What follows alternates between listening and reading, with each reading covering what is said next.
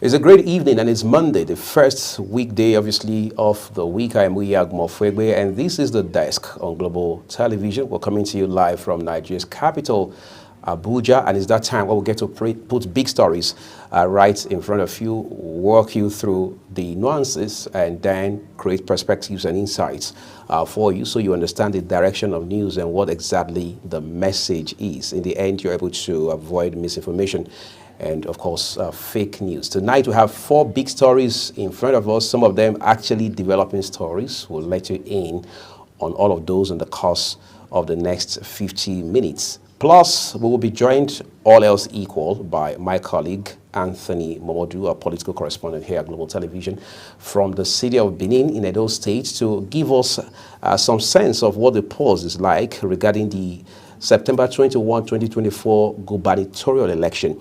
In the States, we understand things are revving up real fast, whether it's the Labour Party, the People's Democratic Party, or the All Progressives Party, which happens, by the way, to be the leading opposition party in the States. And just to mention that the last couple of months in particular, we have seen the intensity of rhetorics and narratives coming out of that state. Some of them unprintable, but in Nigeria they say it's part of politics. But in all, what Global Television is focusing on is what exactly the message is and who is selling what to the people of that great state. However, one thing is sure in the final analysis, come the 12th of November, by noon, there's going to be a new sheriff in town, as they say, as far as the governorship and the governors of Edo State are concerned. In the interim, all eyes are in that state, looking at the umpire independent National Electoral Commission itself to see the direction of this exercise and then preparation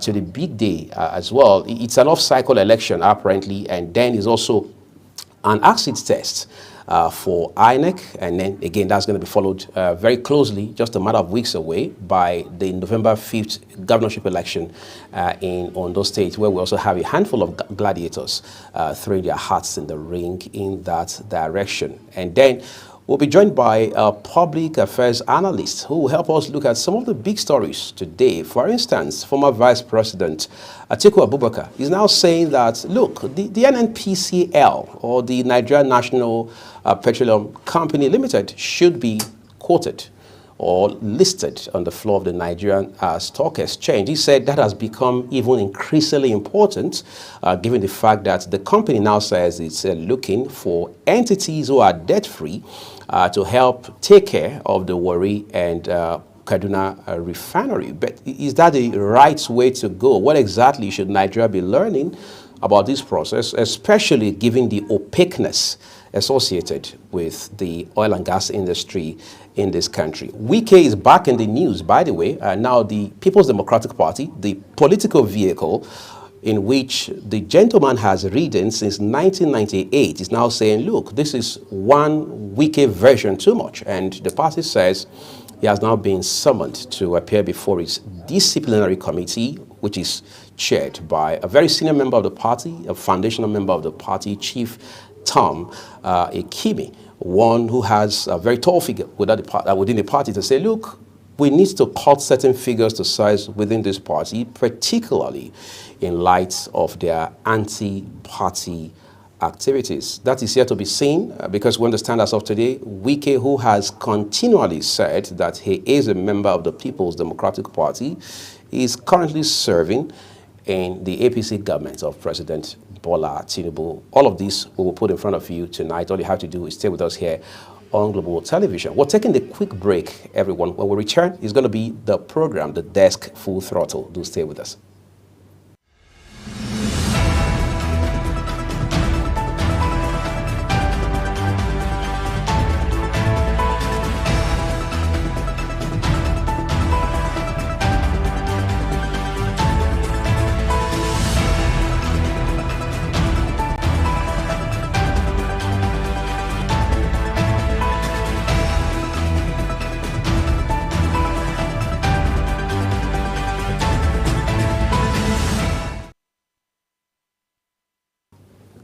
Well, thank you everyone for staying with us on the desk tonight. I'm joined by Ramsey Agbo, who is going to just join in guiding the conversation with me tonight in the course of the program. Ramsey, this is your debut, as I'd like to call it, as a co-host on the desk. Yes, it's an honor to be a co-host with you tonight. Right. You've been on the decks for a while now. I thought you were going to say 20 years. Oh, you want me to liken it to the number of years somebody has spent in PDP, yet in APC or something? Well, you're going to have that conversation already. All right, good evening, everyone. It's good to be here this evening. Just stay on the channel and be part of everything going on right now, because you deserve to know, and that's the reason we are here. That's a brilliant thing to say. You see, tonight, one of our big stories is about the End Bad Governance protests. I mean, a 10-day protest. Some persons had thought it would be the game changer, whatever that means. But today, it has become more like a case of the hunter being the hunted. Because as of today, we understand some of those persons who took part in that protest, have now been remanded in Kuje prison. Of course, before now, we had heard that some of them had allegedly been illegally detained, but they were taken to court by the law enforcement today, the police in particular, and some of them have been remanded in Kuje prison here in the Federal Capital Territory. Now, Ramsey, when you cast your mind back at that protest, which just happened barely a month ago, what are some of the very important thoughts that you're taking out of it? Well, one of the thoughts that I've actually taken out of it personally is the fact that it's a wake-up call. That's number one. Some people may pretend nothing has happened, but then there is a handwriting on the wall, boldly spelled out, because the youths are ready to at least say something. Before now, you know the country that we are in, so many things happen and they let it go. Because what these people at the helm of affairs do is just find a way of silencing the people. How do they do that? Make the people hungry, they give them something to eat, and then stay in charge. But the End Bad Governance protest, a lot of people never saw it coming. And remember, let me take you back to the NSAS protest. The NSAS protest came, and you remember how they really fought it. So many things went under the bridge that we can't say right now. And so unfortunately, people that were victims, let me just call them victims, unfortunate victims of that incident, were released 4 years after the protest. They were actually charged to court for disturbing the peace of Lagos State by the Lagos State government. And originally, they were supposed to spend just 3 months, according to the law, if they actually found guilty. But by the competent jurisdiction, by the competent court. But how did it go? They were in prison for 4 years before they were recently released.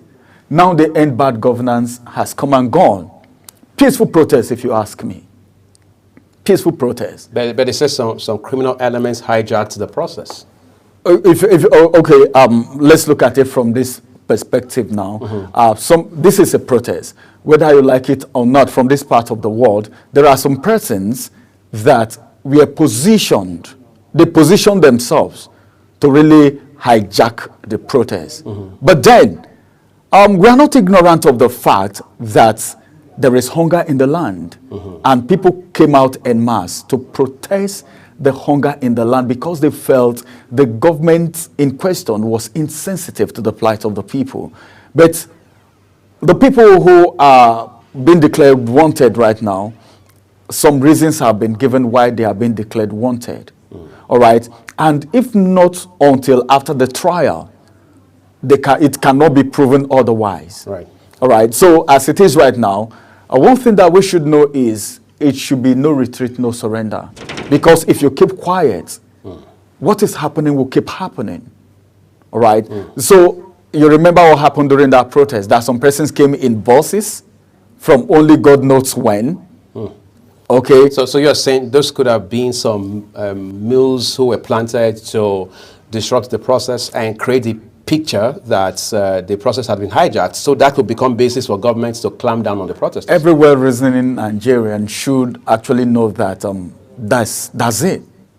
Because there is no one that can deny the fact that there's no hunger in the land. If you remember, there was one of the footages where one of the we don't want protest people, all right, was granted an interview, and after he finished speaking, I think the leader also came on. He didn't know the camera was still on. Spanked him, meaning and walked past.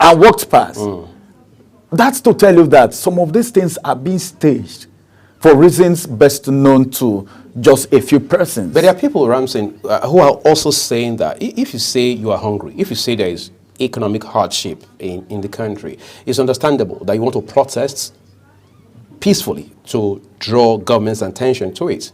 But when you say end bad governance, people say there are two problems fundamentally with that. First, they say, are you saying if you ended a government that is legitimate, one had been voted into office through the ballots, it will solve the problem? Second, which governments or which tier of government do you want to end? Is it the federal, state, or local? You know, what the people look at mostly, most times, this is Nigeria. Whatever happens in this country, whether the president is aware of it or not, it's at the helm of affairs. So everybody points the accusing finger to him because he's really the one in charge. He can call one to say, stay and go. Remember the statement he made that any minister that is underperforming will be asked to go. You understand what that statement means? Meaning people, even anybody in this country, anybody in authority today, the House of Reps, the senators, the governors, the ministers, everyone is under the president. The president has the final say. All right. So when you see the people saying, I think they just did that hashtag just to get a focus, to get an attention. But the truth is that a message was passed across. As a father, if your children, sometimes children that don't talk, all they do is cry. Then you on your own as a father, you fathom what is the reason the child is crying, just because the child can't talk. So in a protest like this, what I feel should be done is get back to the drawing table. Okay, there were palliatives, 20 trucks of rice to each state. Who got it? Who didn't get it? How was it shared? Who is supervising it? Who is being held accountable? I didn't get. We'll be lying to ourselves if we say, look, this is the last protest that we are going to experience. I mean, I'm talking from the standpoint of peaceful protest, because people are always going to want to vent peacefully about issues that affect them, issues they are concerned about. But the question is, what are some key lessons, very vital lessons we're taking away from this last 10-day protest? One of the key lessons is that the people have now decided not to be quiet as usual. That is one thing, not to be quiet. You know how it happens. Before now, a lot of people will say, all right, if we protest, nothing will happen. If we don't protest, nothing will happen. Let's just stay and watch whatever it is that is happening. But then, one thing is this. This has brought the eyes of the international community to Nigeria. You know, rankings are being done, poverty rates, and all of that. You know, this is a cry.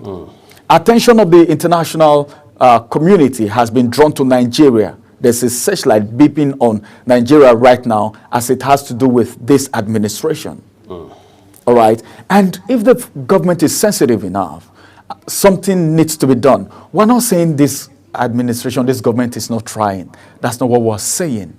But then, whatever it is you're doing is for the good of Nigerians. That's right. The betterment of Nigerians. But then, how many people are feeling it? All right? How many people are feeling it? The impact of what you're doing. No matter if, we know for anything good to happen, looking at where we are coming from and where we are today, we know it's a thorough job that needs to be done. That cannot be done even in 4 years. We are all aware of it.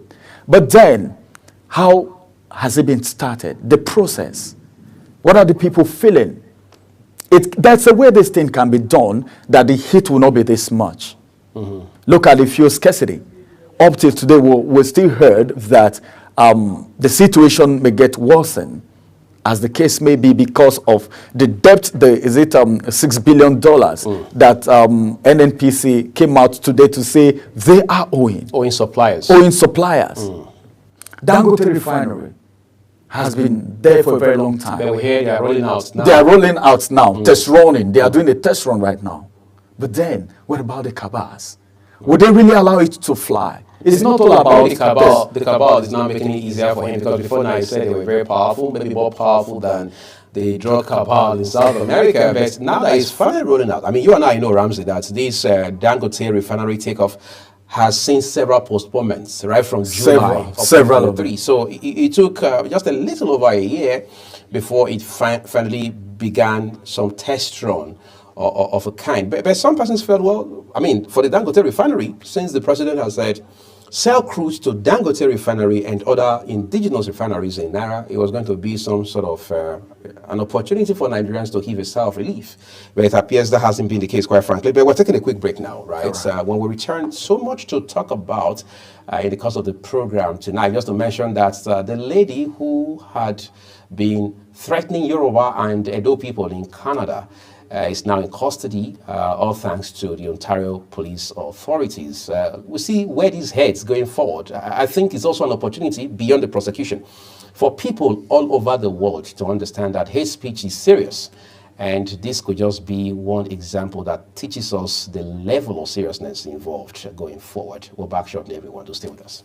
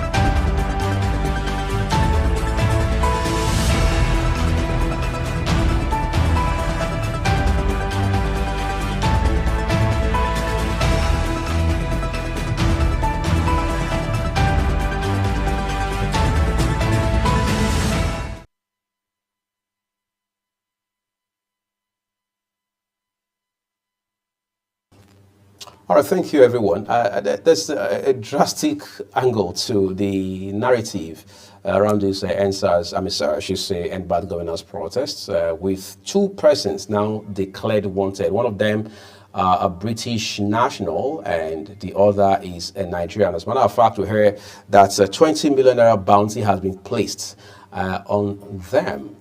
Again, Ramsey, this is a bit mind-boggling, because no matter the side that Nigerians or any Nigerian is on, you realize that there's an aspect of these protests that actually was an overstep, which is where you saw people now waving Russian flag on the soil of Nigeria. Even people like senior lawyer Femi Falana SAN had said, yes, we support this protest as long as it's peaceful, as long as it's about the issues that Nigerians are dealing with. However, when you wave the flag of another country on the soil of Nigeria, it's a treasonable felony. Now, two persons in particular, a Briton and a Nigerian, have been declared wanted in this regard. Is it not a case of opening the Pandora's box? Well, I saw that and I was wondering why that actually happened. But then, when you see a toad jumping in the daylight, surely there's a cause. It's after something. It's either it's after something or something is after it. And I don't think that thing just happened. Do you know, not just flying the Russian flag, they were saying Putin should come to their rescue. And intervene. You know what that means. Right. Putin should intervene. And you remember the story we heard about what happened in Benin Republic, the pulling out of ECOWAS. If you remember how it happened. You mean Niger Republic? Niger Republic, I beg your pardon. Niger Republic, the pulling out of of ECOWAS. You know, the other two stories that we heard. Right. So when these people were flying Russian flags and shouting, Putin should come to their rescue. Were you scared at that point? I wasn't scared, but then I was like, what's happening? What's happening? What's all this? I was worried. Why? Because there is an intention for this end bad governance protest. There is an intention for it. But people coming to sabotage the intention was my fear. Right. Because when I saw that, I said, no, this is not part of the plan. This is a protest that was announced. We are going on a protest this day, so day. The security operatives knew the day this protest was going to start. All hands were on deck.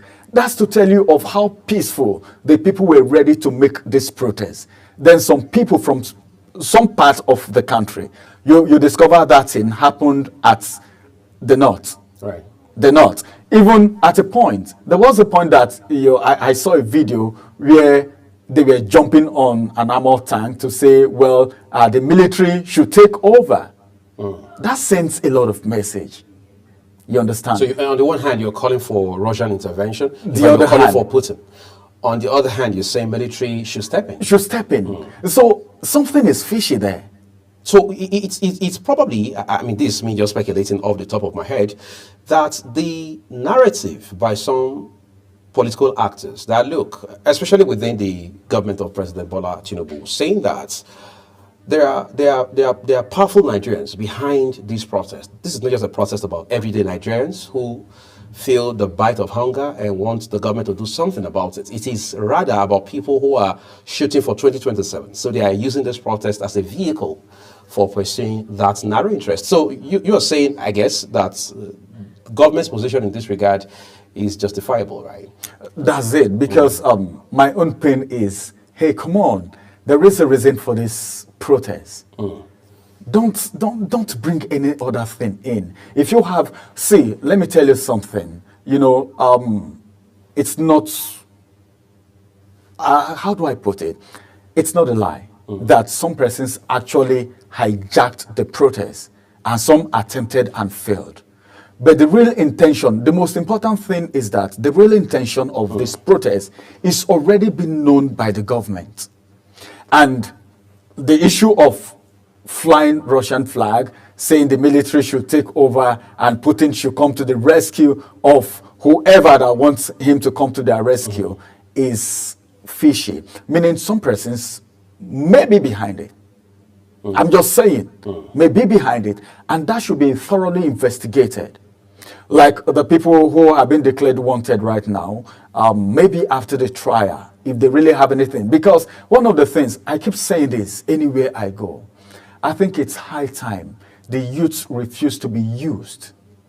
Okay, and that's one of the things that is giving Nigerians joy to an extent when this end bad governance protest started. Right. Because it's like, okay, before now, it's youths being engaged in thuggery, you know, real intention be diverted by the game players using people. It could still be some of the game players that are actually doing this for 2027. I don't know, you remember there was a flyer that was going about where somebody's name was on it contesting, and it came out, Ganduje. Right. Came out to do a disclaimer. Yeah, he came out and did a disclaimer that is not contesting for 2027. There was a poster. It was on the internet. So we're saying that could also be the handiwork of some mischief makers. Some mischief makers. It's possible. Because a lot of people are doing so many things. You know what they do in this country. By the time certain things are not going in their favor, there are certain things they do to destabilize the setting. So this should be thoroughly investigated. I'm not really happy about this. Why? Because a protest that had good intention, sabotaged by some set of people. You know, the way the security operatives wished in later on. After the first day, the second day, you know, from the third day, it was watered down. The protest was watered down. A lot of people went about their normal businesses, except for a few, which was not supposed to be based on the original intention. So whoever that is found guilty of all of this should face the wrath of the law. That's what I think. Well, incidentally, which is a beautiful thing, Nigeria is not a country bereft of laws, which means that as a country, if we're serious enough, if we're committed to this narrative about rule of law, we must find a way to, as it were, cause those laws to bite in real time. Everyone who oversteps their bounds within the ambit of the same law. But more importantly, Nigeria must also realize that there's no smoke without fire, because one thing leads to another. I mean, if you put that differently, would people take to the streets to protest if their basic needs were met? If they had access to a functional health system, if they had good roads, if their children could go to school without the disruption that comes by way of ASU going on strike, for example, at the tertiary education level, if, for example, they knew their lives were safe without the fear of insurgents, bandits, kidnappers, armed robbers, assassins, and what have you. I think we need to address the fundamentals, as they say in economics. Otherwise, we're going to be having the same conversation again and again and again. That's it. All right, we're taking a quick break. On the program, everyone, we have two big discussions still in front of us. One of them economic and social in nature, the other totally political.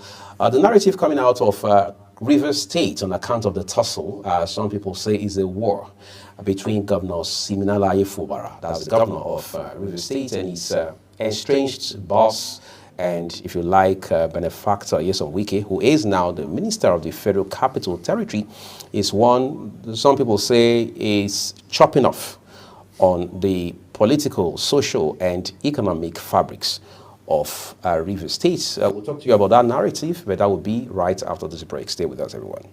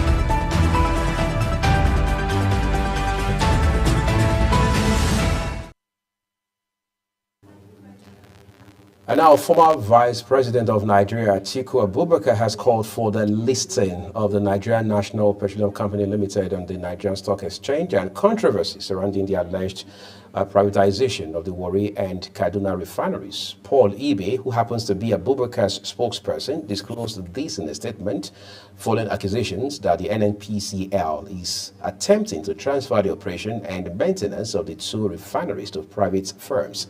Now, quoting Atiku, Ibe emphasized that listing the national oil company on the stock market would foster much-needed transparency in the company's operations and enhance corporate governance. And it's a shame that in 2024, you and I will sit here and be having this conversation. A few years ago, a former governor of Kaduna State, Nasiru El-Rufai, who, of course, had also been a member of the ruling All Progressives Congress, said the NNPCL had not had its books looked at for a long time, mentioned a couple of years, all right? That is not the kind of conversation we should be having, but it's probably just a fallout or like a symptom of how our oil and gas industry operates. Recently, senior lawyer Olisa Agbakoba also said Nigeria should look at the model that Saudi Arabia's Aramco is using. I mean, you have Aramco in Saudi Arabia, which is supposedly the equivalent of our own NNPC Limited in Nigeria. Oil has been a blessing and a problem for this country, but in recent years, it appears the problem of it, or the problematic aspect of it, is more emphasized than the blessing that it should be. What are your thoughts along that line?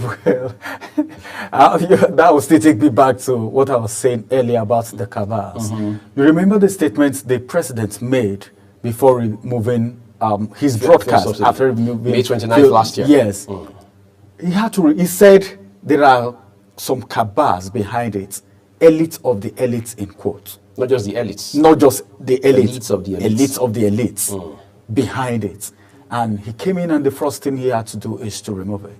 Like you said, it's true. The problems, the troubles we've had because of oil in this country, I think is more than the blessings we've had. I know before now all attention was on oil, our only source. If you're not working in NNPC, then you've not started working yet. People do everything to make sure they get into the system until what happened. And we became, beggars in our own country for a product that we have as a natural resources. And I think you could remember what happened during the period Dangote refinery started. Right. Giving Dangote crude became a problem because some persons felt, well, if we take it out, we'll make more money. And someone who wanted to help Nigerians was being frustrated. And haunted. Now, let's come back to the statement of the presidential candidate of the People's Democratic Party in the 2023 election in the person of Atiku Abubakar. He said, sometimes these people are oppositions, they are oppositions coming from the opposition party. So most times when they make statements, people will say, it's opposition. But sometimes some of the things they say make sense. Okay? We don't have to politicize everything. Now, he has given his reason. Transparency. Very important. There was a time that the president was in charge of oil in this country. Being Minister of Petroleum. De facto Minister of Petroleum. Of Petroleum. And that's the same trajectory we are still maintaining. That's to tell you of how sensitive that area is. And anyone, anywhere will be ready to do anything for that. That is a project for a specific set of people, not Nigerians anymore. So it's for a small group. A small group. Okay, allegedly hijacked. Because what is happening is not supposed to be so. Imagine in Nigeria, look at how much fuel costs today. Some persons will tell you, go to other countries, they are buying it as high as this. But do they have it as a natural resources? These are the questions we should be asking. These are proposals, Okay, these statements, they are proposals. Just push it out. Push it out. You know how it happens. Grapevine. You just push it out a little bit to see. And what I feel is this administration, they have a lot to do. It's not everything that should be politicized. If your opposition is saying something, get back to the drawing board. Would this profit me? That's what makes a leader. That's what makes a leader. That's why most times, you know how it happens. In our local meetings, everybody will be talking, then the leader talks last, harmonizing what everybody have said. You understand? So what am I trying to say? As it is, these suggestions that are coming in, let's give it a trial. Because we have experts who can actually dissect these proposals and see how effective it will be. We have players in these industries who have been there for years, who knows these things. But the problem is, they don't. This is Nigeria. There are so many things that they know the right way for it to be done, but some persons will never want it done that way because of what? Selfish interests. And that's what brought us to where we are today. Well, we're already here now, so let's just let's continue to talk about that for a second. I think for many economists, business and corporate leaders, some of the elements that will stand out for them from the idea that former Vice President Atiku Abubakar is propagating is to say, look, the NNPC, the legacy NNPC as we knew it, had been unbundled a couple of years ago. All right, so you have several agencies coming out of that unbundling process, regulatory, marketing, pricing, and what have you. And then you have the mother NNPC, as it were, like the Eagle NNPC. So one would have thought the same NNPC that says we are taking on a business model should have, like you're seeing with banks, with insurance companies, and other corporate entities, that it will have a properly defined, well spread out corporate governance system. So if at this point, former Vice President Abubakar is the one reminding us that the NNPC is supposed to have all of these factors addressed, and then it means we have a lot of work to do. And then he says, one way we can accomplish this, so that we can have corporate governance integrated into NNPC, we can have transparency, which has been lacking the whole time, unless, of course, we want to live in denial, is to have it listed on the floor of the Nigerian Stock Exchange, the NGX. We had seen a leading telecoms service provider do that a couple of years ago. And since they did it, it's been a blessing for them. They probably even now wish if they knew, they should have done it earlier. So if the NNPCL isn't doing that, it means there's a problem. And then people are also concerned about the fact that when the Dangote refinery project had just started, Mr. Mele Kyari, the group chief executive officer of the NNPC, had told Nigerians and everyone who gets to listen at the time that NNPC owned 20% stake in Dangote refinery. But it took a couple of months before the news that came through again was that what NNPC actually has is between 6 and 7% stake. So that raises the question of how did it come all the way from 20 down to between 6 and 7? And then there was an explanation to say, okay, well, hold on a second. What you actually wanted to do was to be able to have money to invest in some other interest. So we didn't want to lay our eggs in some same basket or one basket, as they say. But you see, in all of this, it points back again to the issue of absence of transparency. And we hope that is something the NNPCL will take seriously so that we don't continue to speculate and assume without the NNPC doing its part of ensuring that the right things are done. But finally, we understand that the NNPC leadership is now contracting a world-class accounting firm, to look at their book from a forensic standpoint. And all we can do as Nigerians and, of course, as professionals is to see what the outcome will be. Right. So we're taking another break tonight, everyone. When we return, the Lagos-Calabar Highway is back in the news. This time, it's not about those whose properties had been demolished, asking for compensation or upward review of compensation. It is now about environmental impact assessment, and that is the core of our next conversation. When we return after this break, please stay with us.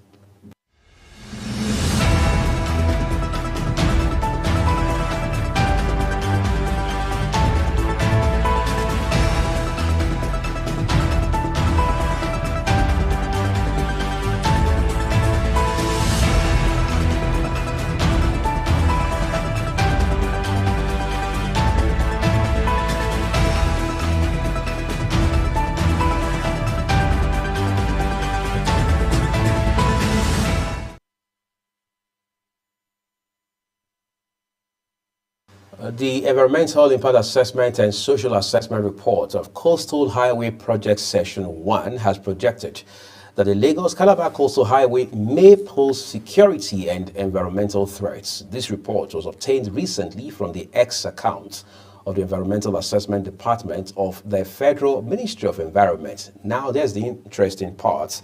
The report says the proposed development may negatively impact the social and physical environment within which it is executed. When this project started, even the president himself probably could not hide his excitement, because he said this will change the narrative in terms of socio-economic impact for not just the people in this area where this project runs through, but for Nigeria as a country, because of the economic potential it holds, particularly if Nigeria is able to harness it maximally. But today, it is one issue after another.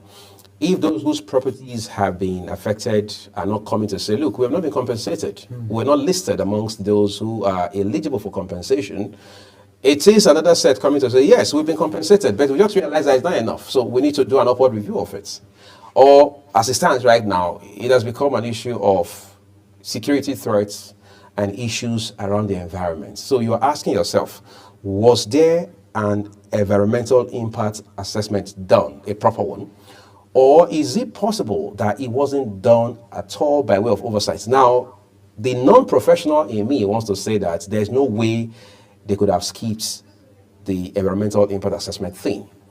However, because of the sort of system that we run, questions will arise naturally. We have seen the Minister of Works, David Umahi, explain again and again and again and again about this whole thing. In fact, we understand that there is a plethora of litigations in courts now over this project. And that makes it very concerning to ask questions around whether or not this project will see the light of day. What's your sentiment, Ramsey? My sentiment is, number one, who carried out this assessment?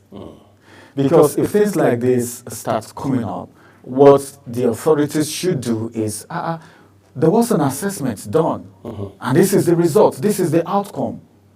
It will make this project more professional, and whoever that is handling it should also prove that these things have been done.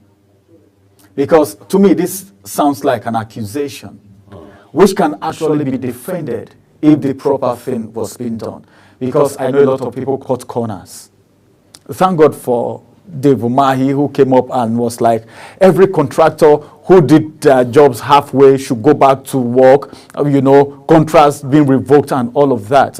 If not, look, let me say this. I don't know, I'm on air, but I will need to say this. A lot of people take these contracts, and at the end of the day, they don't do it. They just abandon it and do settlement or whatever it is they do and go scot-free, except for recent times. So as it is right now, if this is coming up, the people should go back to the drawing board, or else there should be a proof that this has been done. Remember what we are facing right now: insecurity, then environmental hazard coming to add to it. Enough trouble in the land already. Apparently. So if this can be curtailed, it's easy. The project, I don't think it has really started in full. Remember when this project was awarded, people said so many things. Oh, she is among the executive, among the contractors. That's she, the president's son. The president's son. And a lot of people were raising eyebrows, But then, already the contract had been given, and there were so many disclaimers, so many things were said while it was about to start. It's about to start. So I don't think it's late yet. If they go back to the drawing board, if they have done it, they should let Nigerians know.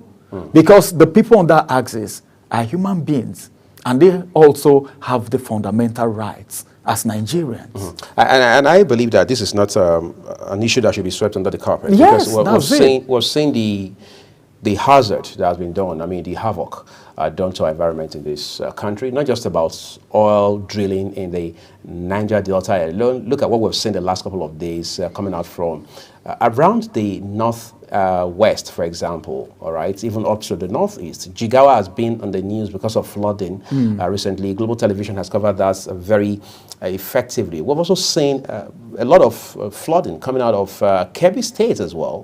Gully erosion has been here as a phenomenon for several decades. We've seen the underhand dealing that has come with that as well. We've seen how that some state governors have not been proactive enough to arrest flooding in their respective states. So adding the Lagos-Calabar Coastal Highway environmental factor to it is just saying that we are adding another layer to the multiplicity of problems that we're dealing with in this country. But that's our program for you today. Thank you everyone for watching. Ramsey Agbo, my colleague, I say a big thank you to you for coming on the program. Thanks so much, Uyi.